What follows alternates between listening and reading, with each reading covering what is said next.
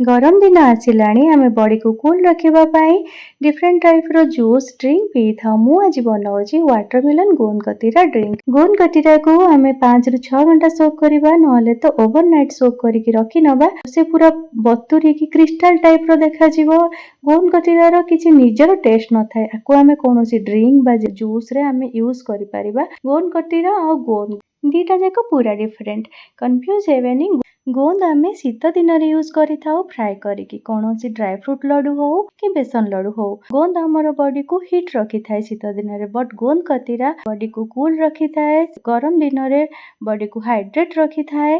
Jar joint pain muscle pain और पेट गरम होइकी jar नाकरू blood पड़ू थाए गोंद कतिरा पीले बहुत हेल्प मिली थाए।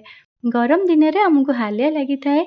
गोंद कतिरा पीले रिफ्रेशिंग लगी थाए। गोंद कतिरा जेकोसी ग्रोसरी शॉप हो कि ऑनलाइन रे इजीली मिल जाउची।